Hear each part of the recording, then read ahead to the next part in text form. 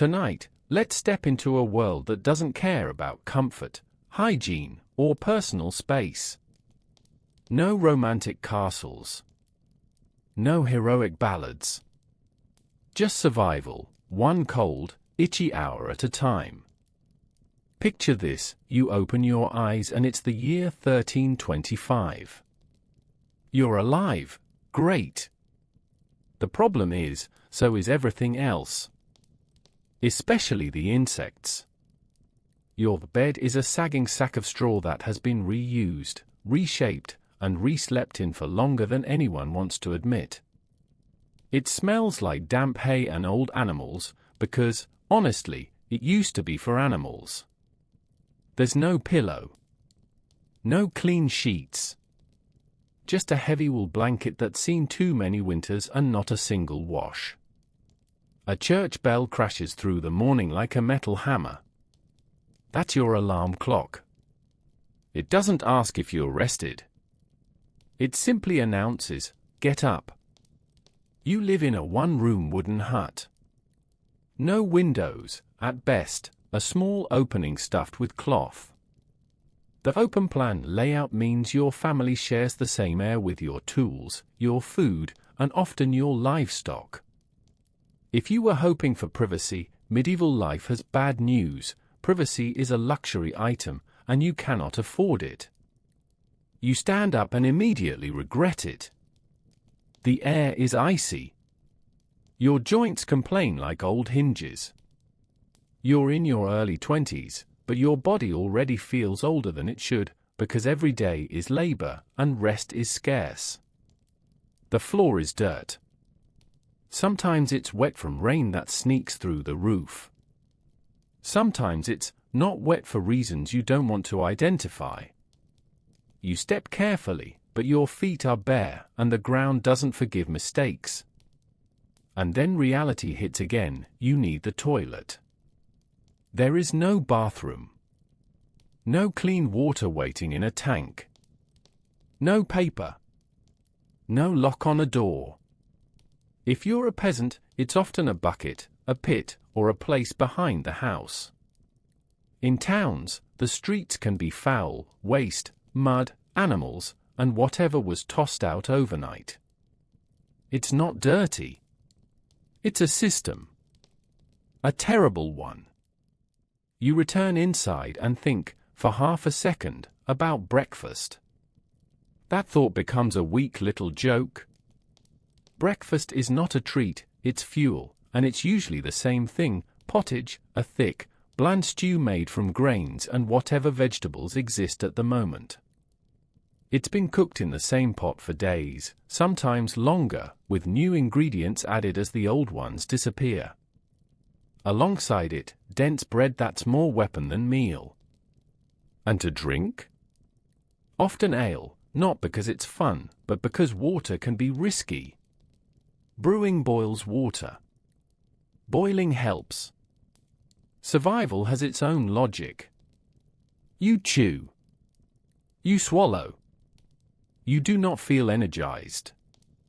You simply feel less empty. Now you dress, which really means you put on the same rough clothing you always wear. Wool scratches. Linen, if you have it, is thin and worn. Washing clothes is work, water is effort, and soap isn't something you waste casually.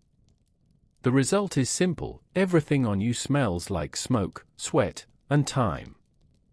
And you itch, because fleas, lice, and bed bugs are common companions. Not a scandal. Not a surprise. Just part of the deal.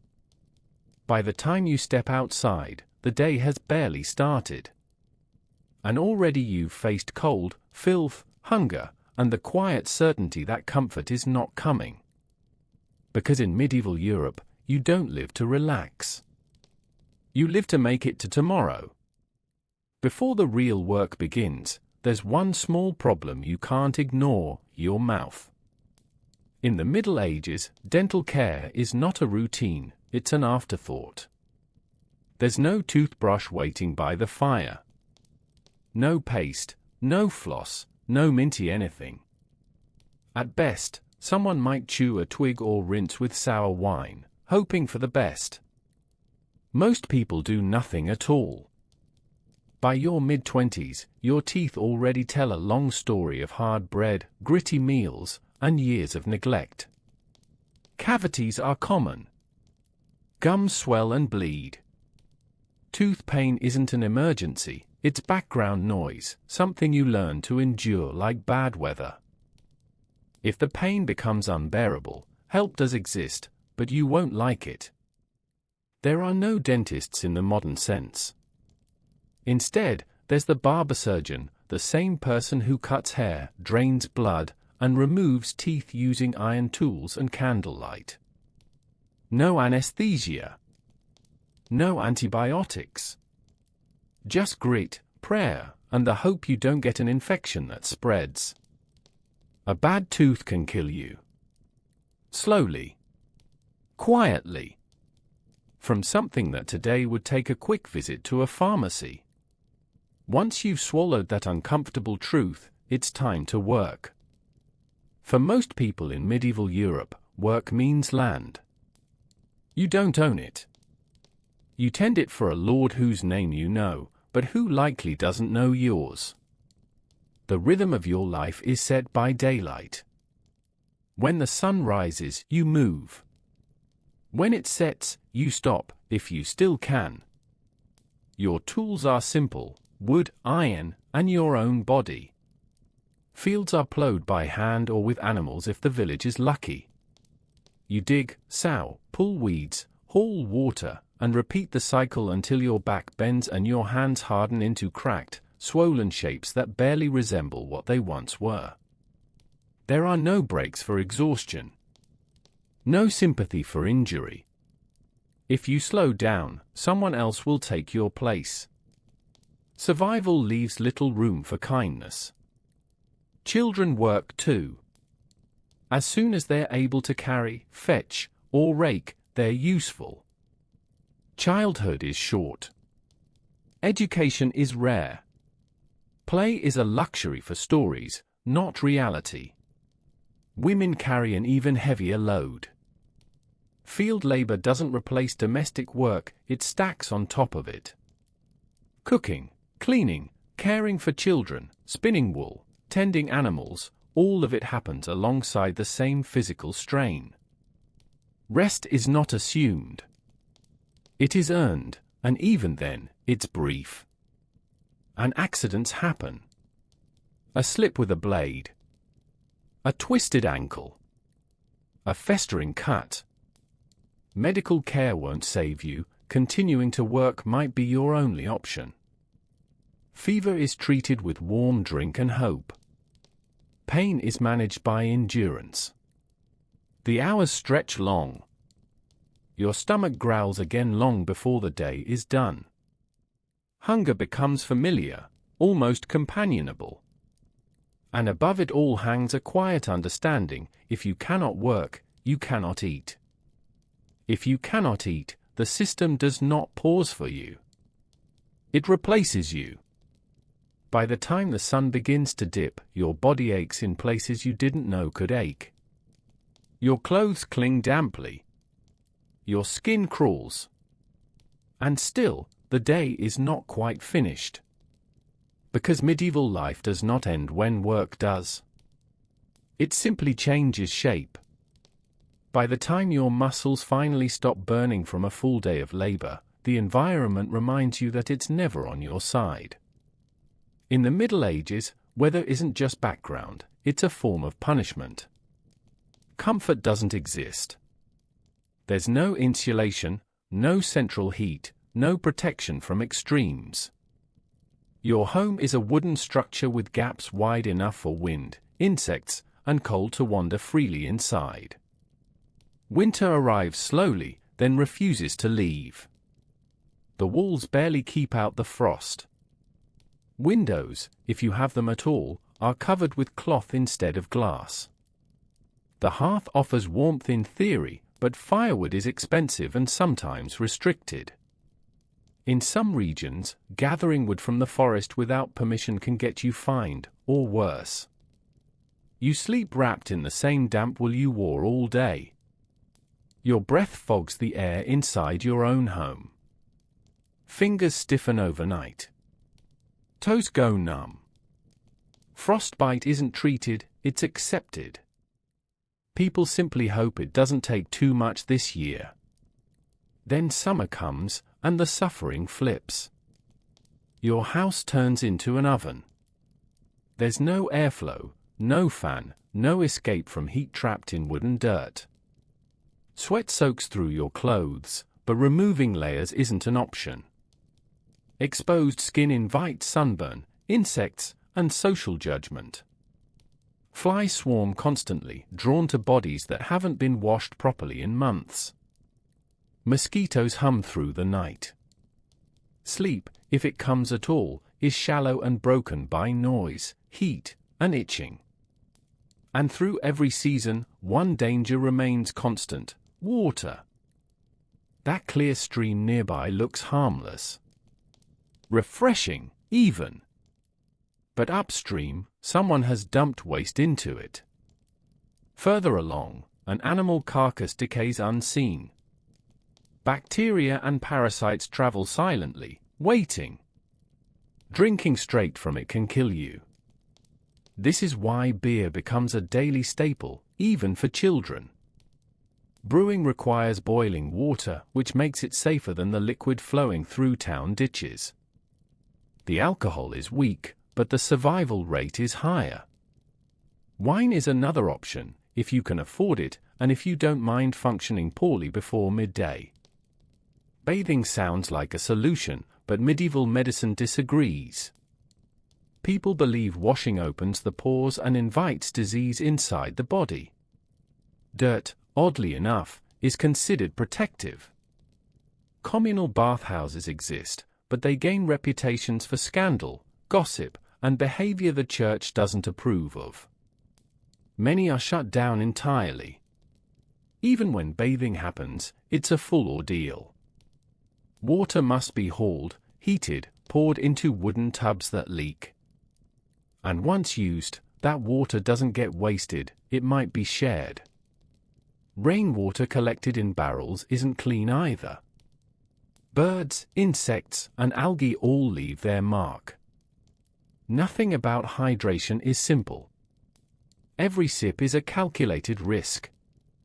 And sometimes, despite caution, you still fall ill. A fever starts quietly. Your stomach tightens.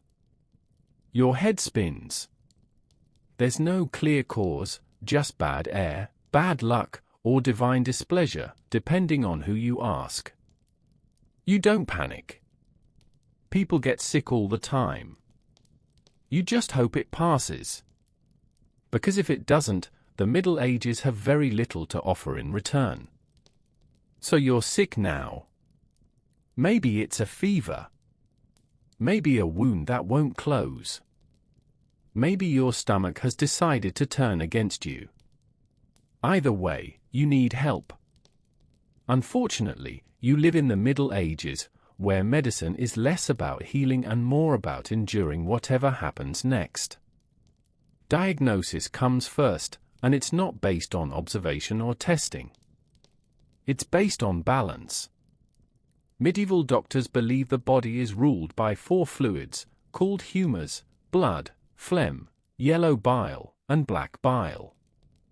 If you're unwell, it means one of them has tipped the scale. The solution? Remove something. A fever suggests too much blood, so bloodletting is prescribed. A dull blade opens a vein, or leeches are applied until your strength fades along with the liquid collecting in a bowl. The goal isn't comfort, it's correction. And the person performing this procedure might also cut your hair. Barber surgeons handle everything from shaving beards to pulling teeth to draining wounds. Their tools aren't sterilized. Germs haven't been discovered yet. Knives are wiped, not cleaned. Pain relief is limited to alcohol, prayer, or unconsciousness. If surgery is required, you're held down. Screams are normal. Survival is uncertain. Infections are common, and once they spread, there's very little to be done. Antibiotics won't exist for centuries. What starts as a small cut can end your life slowly, painfully, and without warning. Mental illness fares no better. Anxiety, sadness, or strange behavior is blamed on excess black bile or moral weakness. Treatment ranges from purging to isolation to prayer. Sympathy is rare. Fear is not. And if your condition worsens, spiritual care replaces medical care. A priest arrives. Confessions are heard. Final rites are given, sometimes early, just in case. Recovery, when it happens, is attributed to divine mercy. Death is explained as divine will. The healer takes credit either way. Medicine in medieval Europe doesn't promise results. It offers rituals, authority, and the illusion of control. Sometimes, surviving the treatment is harder than surviving the illness itself. Eventually, if you're lucky, you recover enough to stand again. And when you do, hunger reminds you that rest is over. By the time evening arrives, your body is exhausted and your stomach is desperate. At last, it's time to eat, the one moment of the day that almost feels like relief. Almost. Food in medieval Europe is never guaranteed, and it's rarely safe. Preservation is primitive.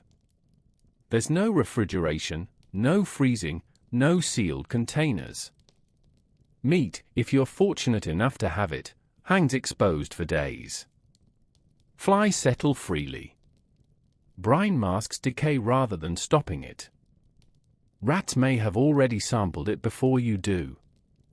Bread forms the backbone of nearly every meal, but even that comes with danger. In lean years, flour is stretched with whatever is available: ground bark, sawdust, even clay. Rye bread brings its own risk. A fungus called ergot can infect the grain, causing hallucinations, seizures, and death. People don't know why it happens. They only know that sometimes bread makes you see things before it kills you. Vegetables appear when the season allows, and one root dominates them all: turnips. Boiled, mashed, or floating in stew, they return again and again. That stew, pottage, is less a recipe and more a continuous experiment. Whatever survived the day gets dropped into the same pot, simmered endlessly, and eaten without questions. Fruit is rare and short-lived. Sugar is expensive and mostly reserved for the wealthy, who use it as much to show status as for taste. Dairy spoils quickly, but people consume it anyway. Cheese and butter are eaten despite the bacteria because hunger leaves no room for caution. Seasoning barely exists. Spices cost more than most people earn in weeks. Flavor comes from onions, salt when available, and endurance. Meals are filling when possible, but pleasant is not the goal. Survival is. Even eating can be dangerous politically. Wild animals belong to the local lord. Poaching, even out of desperation, can lead to imprisonment or execution. A rabbit caught at the wrong time could cost you your life. So you sit by the fire, chewing slowly, hoping tonight's meal doesn't betray you. Every bite is a gamble. But you eat anyway. Because in the Middle Ages, food doesn't comfort you. It challenges you. As night settles in, you might think the danger has passed. The work is done. The meal is finished. But in medieval Europe, rest is never just rest. Because God is watching. So is the church. So are your neighbors. Religion isn't a part of life here, it is life. It governs your calendar, your morality, your fears, and your hopes. Every day is marked by church bells calling people to prayer at dawn, midday, and night. Missing one isn't forgetfulness. It's sin. And sin has consequences. You don't read the Bible yourself. It's written in Latin, a language reserved for clergy and scholars. Interpretation belongs entirely to the church, which means truth arrives already explained. If crops fail, you didn't pray hard enough. If illness spreads, someone angered God. If tragedy strikes, it's a test or a punishment. Hell is described in vivid detail. Fire, screaming, endless suffering. Priests paint it so clearly that even children lie awake imagining it. Eternal damnation is far more frightening than hunger or cold, and the fear works. Tithes are mandatory. 1/10 of what you produce goes to the church: grain, eggs, livestock, whatever you have. Even if you have very little, you still owe. Faith doesn't excuse poverty. Holidays exist, but they aren't celebrations in the modern sense. Holy days mean fasting, confession, and long hours standing in cold stone churches listening to sermons about obedience. Joy is viewed with suspicion. Too much happiness suggests moral weakness. Questioning authority is dangerous. Heresy leads to public punishment. Accusations spread quickly. A careless comment, a strange habit, or the wrong reputation can bring ruin.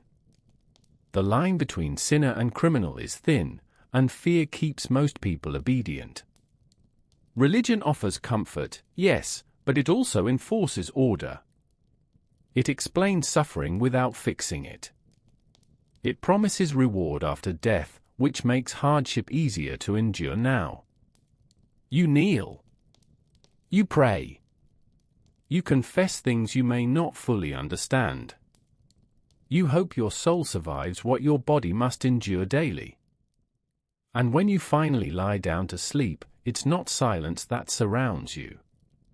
It's judgment. If medieval life is difficult for everyone, it is especially unforgiving if you are a woman. From the moment a girl is born, her future is largely decided. Education is rare. Choice is limited. Her value is measured in marriage, fertility, and obedience. Childhood ends early, often before it truly begins. Marriage comes young, sometimes shockingly young. Being promised at 12 and pregnant by 14 is not unusual. Love is not the goal. Alliances, land, and survival are. Once married, a woman belongs to her husband in nearly every legal and social sense. Her labor is expected. Her silence is encouraged. Childbirth is one of the greatest dangers a woman will ever face. There is no prenatal care, no pain relief, no sterile equipment. Midwives do what they can, but even a small complication can mean death. Many women do not survive their first birth. Others endure multiple pregnancies, each one a gamble with their life. And once the child arrives, the workload increases. Infants cry through the night. Food must still be prepared. Fields still need tending. Rest is brief, if it comes at all. Women who step outside expectations are watched closely. Too outspoken. Too knowledgeable. Too independent. These traits can turn suspicion into accusation. Witchcraft charges are frighteningly easy to make and almost impossible to escape. Trials are cruel, evidence is meaningless, and outcomes are often fatal. Violence is everywhere, and it is accepted. Domestic abuse is considered discipline. Street fights are common. Nobles can strike commoners without consequence. War simmers constantly, local feuds, religious campaigns, Territorial disputes. Someone is always preparing to fight, or already fighting. Justice is not about protection. It is about spectacle. Punishments are public and brutal. Theft can cost a hand. Lying can damage a tongue. Executions draw crowds. People bring food. Children watch. Violence becomes entertainment, a reminder of power and control. And death is never far. Disease moves quickly. Famine empties villages. Accidents happen daily. A fall, a wound, a fever, any of them can be final. Life expectancy is low, and surviving past 40 makes you remarkable. Funerals are simple, if they happen at all. Bodies are buried quickly. There is no ceremony for grief, only the need to continue. People don't plan for retirement. They simply stop appearing. And yet, despite everything, life continues. People marry, laugh, argue, and hope. Not because conditions are kind, but because humans are resilient, even when the world around them is not. So now the day finally ends. You lie down on your straw-filled mattress, your body aching, your stomach half full, your skin crawling beneath rough wool. The room is dark, except for the fading glow of embers in the hearth. Around you, others sleep, family, animals, insects, breathing the same stale air. This was not an unusual day. This was a normal one. You woke in filth, worked until your body protested, ate food that might harm you, prayed out of fear rather than peace, and survived, not because life was kind, but because it allowed you one more night. And this is where the romantic image of the Middle Ages collapses. The knights, the castles, the candlelit feasts, those belong to stories polished centuries later. The real medieval world was harsh, unequal, and unforgiving. Hierarchy ruled everything. If you were born poor, you stayed poor. If you were born powerful, you had better odds, but never guarantees.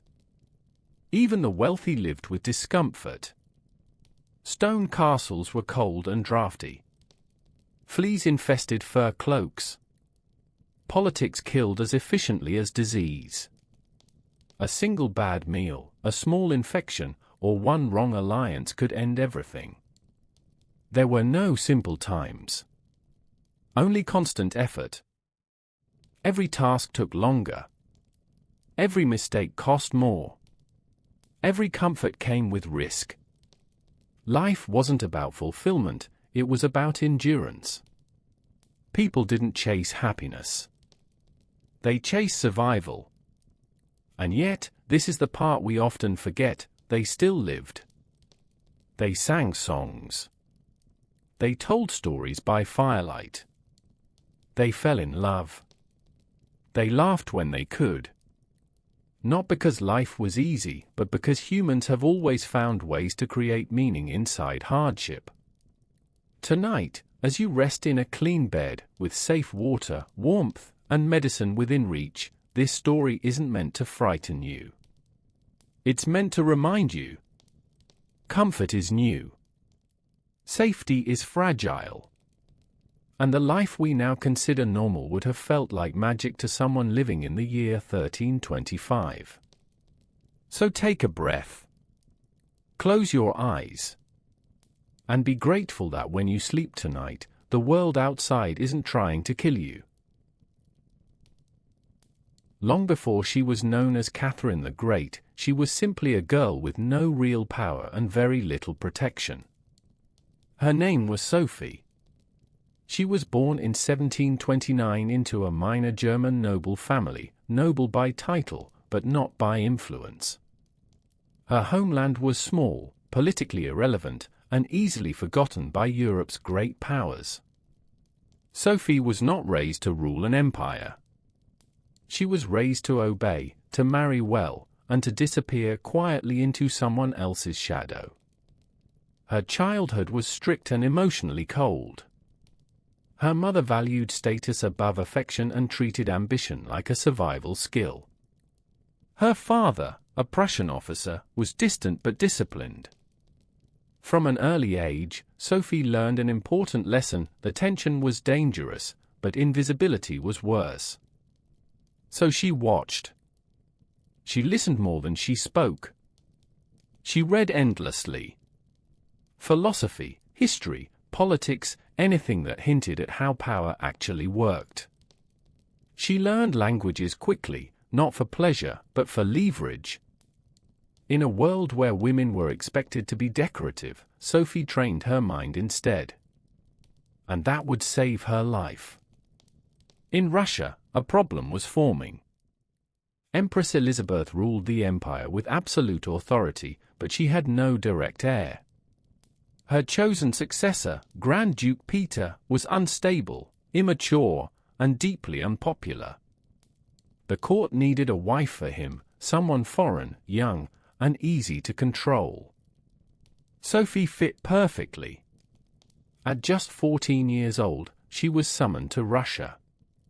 She arrived in St. Petersburg in 1744, stepping into a frozen capital filled with intrigue, suspicion, and silent violence.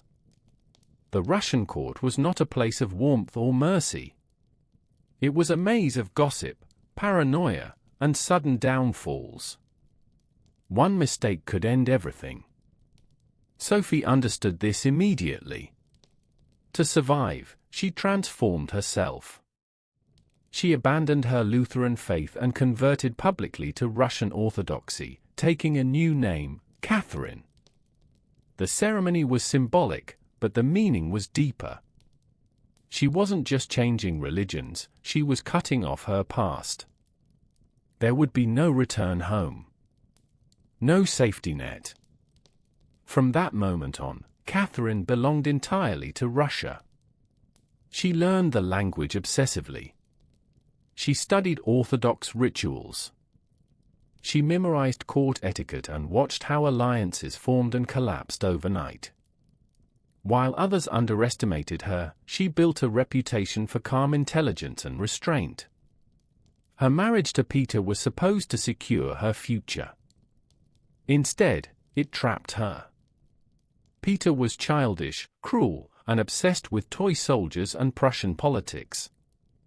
He showed little interest in Catherine and even less respect. The marriage was unhappy, distant, and politically dangerous. Catherine had no real allies, not her husband, not her mother, not the court. So once again, she did what she had always done. She observed. She waited. And she planned. Because Catherine already understood something most people at court did not. The Russian throne would not be inherited. It would have to be taken. From the outside, Catherine's marriage looked like success. She was now tied to the future ruler of the largest empire on earth. Inside the palace, however, it felt more like a slow punishment. Peter was nothing like a ruler should be. He was emotionally unstable, socially awkward, and openly hostile toward Russian culture. He admired Prussia, mocked Russian traditions, and spent his time staging childish military games with toy soldiers. Governing bored him. Responsibility annoyed him. Catherine, by contrast, did the opposite of what was expected. She embraced Russia. She spoke the language fluently. She studied its history.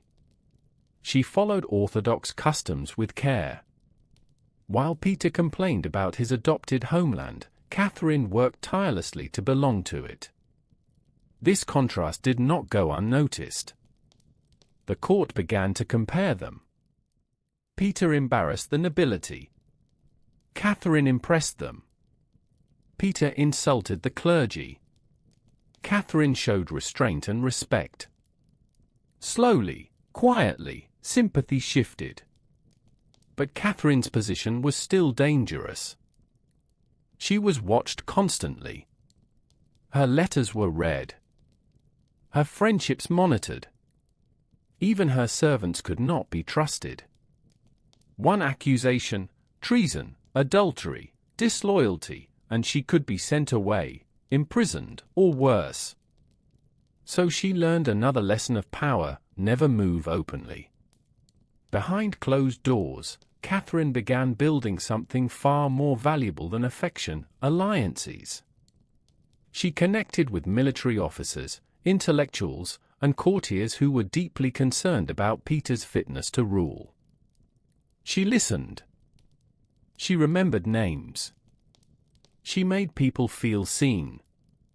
She also read. While Peter played war, Catherine read Enlightenment thinkers: Voltaire, Montesquieu, Diderot. Ideas of reason, governance, and power shaped her vision. She did not dream of ruling as a figurehead. She imagined an empire guided by strength, education, and control. And yet, she waited. Because Peter was still alive. And as long as he lived, Catherine was trapped, legally powerless, politically vulnerable, and replaceable. Peter spoke openly about divorcing her. He humiliated her in public. He surrounded himself with enemies. Every insult pushed the court closer to a conclusion they were afraid to voice. When Empress Elizabeth's health began to fail, everyone knew what was coming. And Catherine knew something else. When the throne changed hands, Russia would not tolerate weakness. In 1762, Empress Elizabeth died. Peter became Tsar. And almost immediately, everything went wrong. Peter III ruled without caution or restraint. He alienated the church, angered the nobility, and insulted the army. He praised Prussia, Russia's enemy, and reversed long-standing policies without consensus. He spoke of abandoning wars, dissolving alliances, and divorcing Catherine. The court turned cold. Whispers filled the corridors. Military officers grew restless. Loyalty evaporated. Catherine did not hesitate. In July of that same year, while Peter was away from the capital, she acted. With the support of key guards regiments and powerful officers, many of whom she had quietly cultivated, Catherine rode into St. Petersburg dressed in military regalia. She was declared Empress Catherine II. The Imperial Guard swore allegiance to her without resistance. It was a bloodless coup. Peter, isolated and panicked, surrendered within days. Shortly after, he was taken into custody. Not long after that, he was dead. Officially, the cause was illness. Few believed it. Catherine never publicly acknowledged responsibility. She did not need to.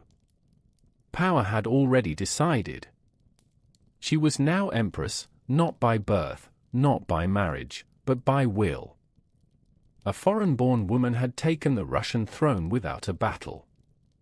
And the real challenge was only beginning. Catherine now sat on the Russian throne, but power taken through intrigue could be lost just as quickly. She understood this better than anyone. Her rule could not rely on force alone, it needed legitimacy, vision, and control. She chose to rule as an enlightened autocrat. Catherine surrounded herself with the language of progress. She spoke openly about reason, education, and reform. She corresponded with Enlightenment thinkers across Europe, flattering them while carefully defending her absolute authority. To the outside world, she appeared as a philosopher queen, modern, rational, forward-looking. Inside Russia, she moved more carefully. She reformed laws, limited the use of torture, expanded education, and supported science and culture. Schools were founded. Books were printed. The arts flourished. St. Petersburg became a center of intellectual ambition.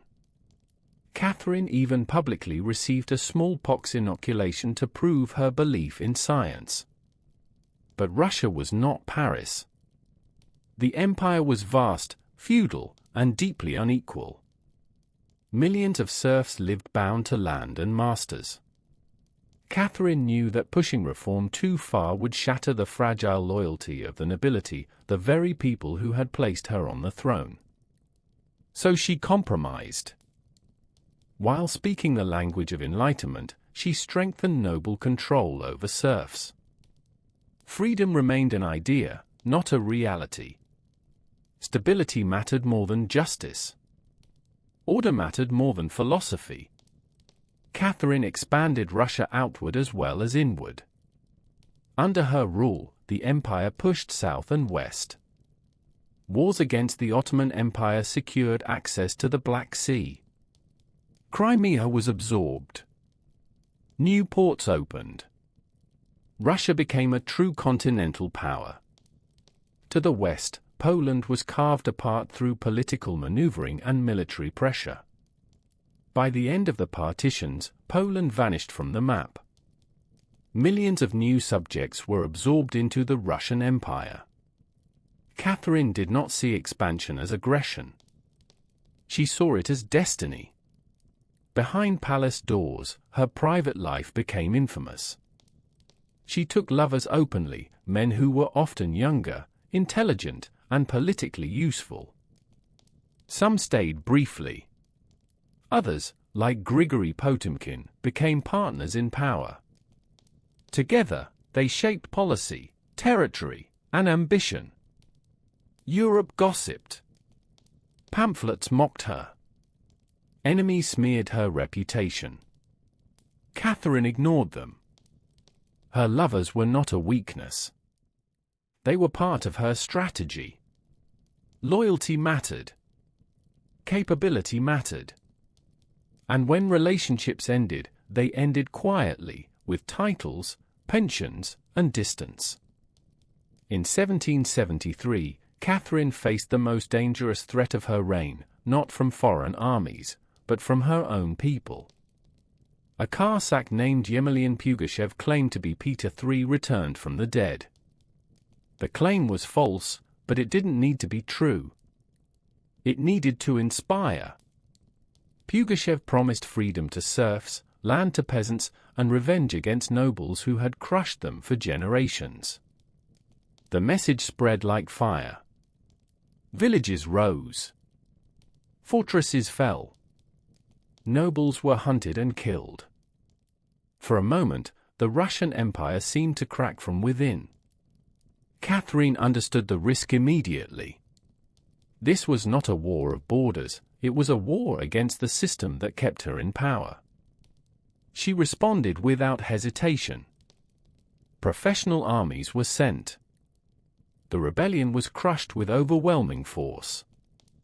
Pugachev was captured, displayed publicly, and executed in Moscow. The spectacle was deliberate. Order would be restored, and fear would help ensure it stayed that way. After the rebellion, Catherine changed. Enlightenment ideals softened. Surveillance increased. Stability replaced experimentation. The serfs would not be freed. The nobility would remain loyal. Russia would not fracture. Power, she learned, could not survive without control. Catherine ruled Russia for more than 3 decades, longer than any woman before her. When she died in 1796, the empire she left behind was larger, wealthier, and more feared than it had ever been. She expanded borders, modernized institutions, and reshaped Russia's place in Europe. She founded museums, supported education, and turned St. Petersburg into a cultural capital. She ruled with intelligence, calculation, and unyielding resolve. She was also deeply contradictory. She spoke of reason but ruled absolutely. She admired freedom but preserved serfdom. She championed enlightenment while enforcing hierarchy. History remembered her by a title she never claimed, the Great. Not because she was kind, but because she was effective. Far from Russia, deep in the jungles of southern Mexico, another powerful woman left her mark, without leaving her name. In the ancient Maya city of Palenque, archaeologists uncovered a sealed tomb beneath a temple. Inside lay the skeleton of a woman, entirely covered in red cinnabar. Jade jewelry surrounded her. A mask rested on her face. The burial was sacred, royal, and deliberate. She became known as the Red Queen. Cinnabar symbolized blood, rebirth, and divine power. Only the most important figures received such treatment. Her tomb lay beside that of Pakal the Great, suggesting partnership, king and queen, sun and moon, balance in life and death. The Maya believed death was not an ending, but a transformation. Her name was lost. Her importance was not. Maya women, especially royal ones, held real power. They conducted rituals, secured dynasties, and ruled as regents when necessary. Bloodlines mattered. Ceremony mattered. The Red Queen's burial spoke louder than any inscription. She was not hidden. She was prepared for ascension, not disappearance. Her legacy survives in architecture, ritual, and red dust clinging to stone. History forgot her name, but not her presence. In 1907, Frida Kahlo was born in Mexico City. Brilliant, rebellious, and fiercely independent, she dreamed of becoming a doctor, until a bus accident shattered her body and changed her life forever. Metal pierced bone. Her spine broke. Pain became permanent. And in that pain, Frida began to paint. Confined to bed, she turned a mirror toward herself and never looked away. Her art was raw, unapologetic, and deeply personal. She painted suffering, identity, politics, and survival. Her relationship with Diego Rivera was passionate, volatile, and destructive. They loved fiercely, betrayed deeply, and created relentlessly. Through illness, heartbreak, and political struggle, Frida painted on. She refused to soften her truth. Frida's health declined, but her voice grew louder. She marched in protests from a wheelchair. She painted through surgeries. She turned disability, queerness, and resistance into art. In 1953, too ill to walk, she attended her own exhibition lying in a hospital bed. A year later, she was gone. Her final words read, "I hope the exit is joyful, and I hope never to return." But she did return. As a symbol. As a voice. As an artist who refused to be erased.